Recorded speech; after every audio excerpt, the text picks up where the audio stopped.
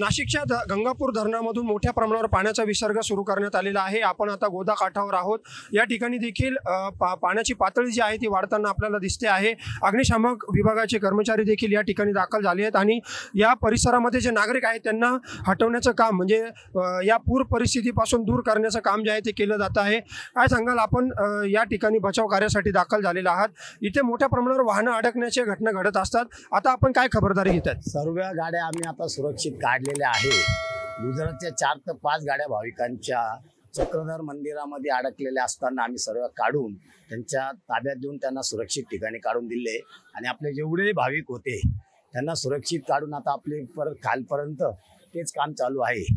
त्याच्यामुळे आपण गंगापूर धरणातून सकाळी 7 वाजेपासून आम्हाला आदेश जसे झाले त्या पद्धतीने आम्ही काम चालू केलेले आहे आणि एकही भाविक एकाही ठिकाणी अडकणार नाही याची अग्निशामक विभाग व इथले सुरक्षा रक्षक आणि स्थानिक जीवरक्षक हे सगळे आम्हाला मदत करू राहिले। आपण इथे दाखल झालेला आहात। गेल्या काही वेळापासून इथे मोठ्या प्रमाणावर भाविक या ठिकाणी येत असतात।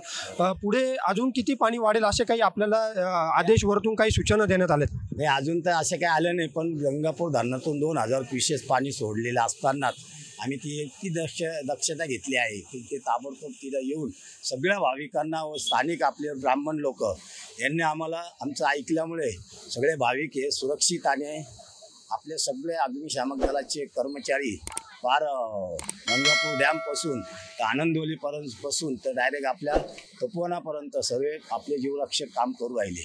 महानगरपालिकेचे जीवरक्षक या ठिकाणी तैनात करण्यात आलेले आपण पाहत आहात की या ठिकाणी जी काही भाविकांची वाहनं असतात मोठ्या प्रमाणावर जे भाविक या ठिकाणी येत असतात त्यांची वाहनं या ठिकाणी याच गोदाकाठ परिसरामध्ये पार्क केली जातात आणि जे नागरिक या ठिकाणी आता आपण बघू शकतात की भाविक इथून आलेले आहेत, दूरवरून आलेले आहेत दर्शनासाठी, परंतु गोदाकाठावरची जी परिस्थिती वाढते आहे त्यामुळे या भाविकांना या गोदाकाठापासून दूर हटवण्याचं काम, बाहेरच्या भागामध्ये हटवण्याचं काम या जवानांकडून केलं जातं आहे। त्याचप्रमाणे सकाळपासून इथे 5 ते 7 वाहनं गुजरातच्या भाविकांची अडकलेली होती ती देखील इथून काढण्यात आलेली आहे आणि आता भाविकांनी या भागामध्ये वाहनं पार्क करू नये आणि थांबू नये अशा पद्धतीच्या सूचना या ठिकाणी अग्निशामक विभागाच्या कर्मचाऱ्यांकडून दिल्या जात आहेत। संपूर्ण अग्निशामक दल आहे, बचाव पथक आहे, हे पूर्ण गोदाकाठ परिसरामध्ये तैनात करण्यात आलेलं आहे आणि भाविकांच्या सुरक्षेच्या दृष्टिकोनातून विशेष अशी खबरदारी